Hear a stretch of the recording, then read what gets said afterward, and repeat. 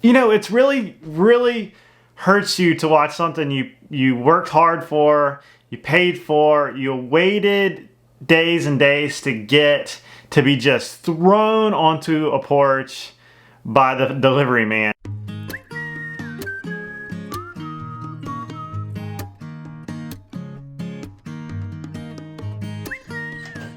Woo, everybody! It's another adventure with the Ring cameras.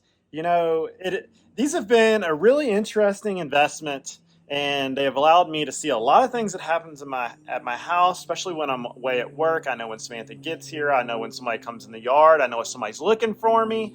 I know really a lot of things that are going on. And recently they've caught thieves. They've caught trespassers. They've caught a lot of really random stuff. And today, this one really touched me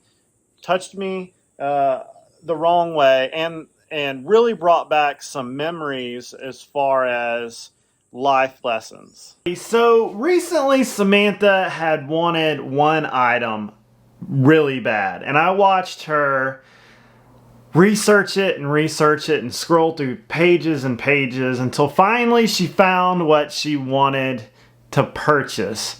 And we waited patiently for the item to get here, and we watched the FedEx truck pull up on the Ring camera, and this is what happened.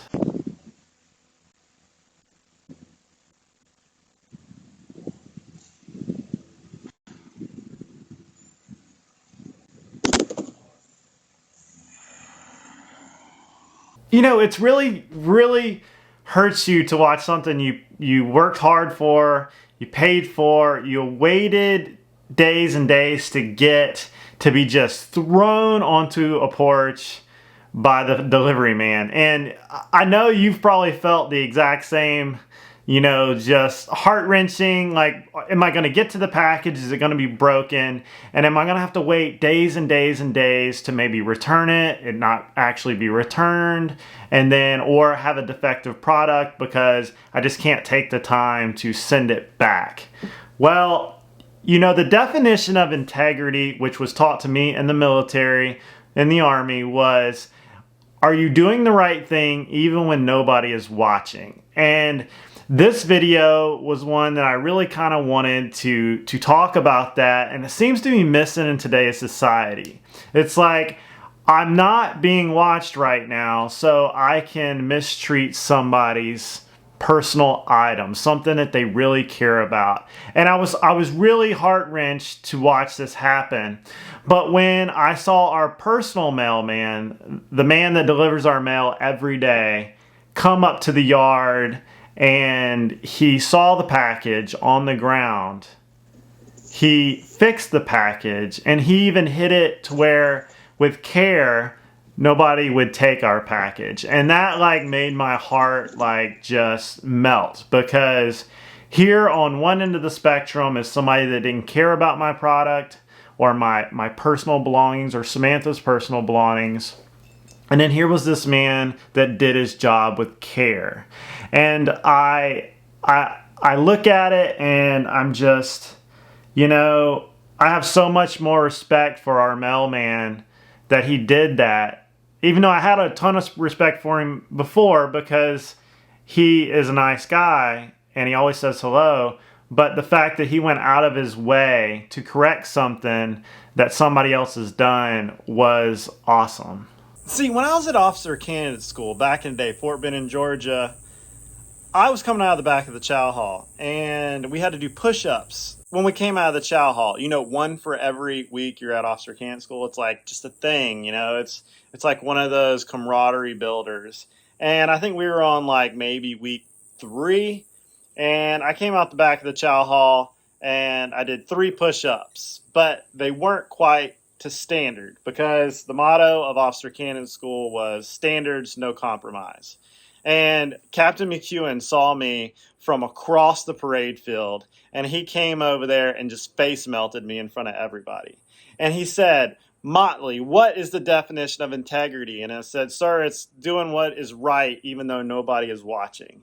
And to this day, I still feel like there's somebody from across the parade field that's going to come across and hit me with a brick when I do something wrong. You know, another situation was putting my elbows on the table as an officer in the Army was a no-no. And Major Burcham, when I was a first lieutenant, melted my face for putting my elbows on the table in front of the soldiers because that was unbecoming of an officer. And I felt like this was the exact same teaching moment that it seems like we have lost in society, that we forget to do what is right even though nobody is watching. So the big purpose of these cameras is, I've noticed the bigger my channel gets, the more I have to take precautions to protect my family, keep an eye on them, and make sure everything is as safe as it possibly can, because you just never know who's going to show up. I have to give an update on little Jack. He is growing like by the minute. It's like every day he wakes up and he's got a new thing he can do, whether it's just grab stuff with his fingers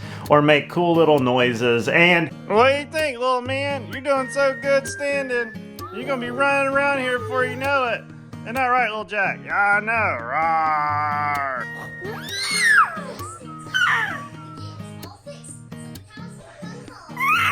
I'll tell you this, he's got Navy Point Jack t-shirts now, and he's wearing them around, and he really thinks he's a big deal with his Navy Point Jack stuff. It's time for his afternoon cartoons. Isn't that right, little Jack? Afternoon cartoons. He said, yep.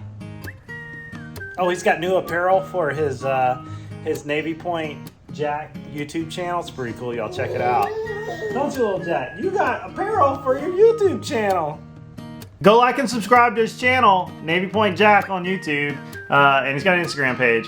And he's, you know, he's starting to recognize what it's like when you pull the camera out to like smile, and he's getting pretty good at it. So, you know, he's standing and he's able to like hold on to stuff, even though he has his little falls. Braves had trouble getting him out up in Philadelphia. Let's see if Strider can do that here with 2 guys in the top. But, you know, babies bounce, and that's what they do. They got to learn that when it falls, you got to get back up. Tell him, little Jack.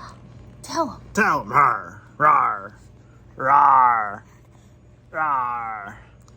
Say hello, everybody. Say it to the fans. Say, I don't know, Mom. I don't know. Rawr.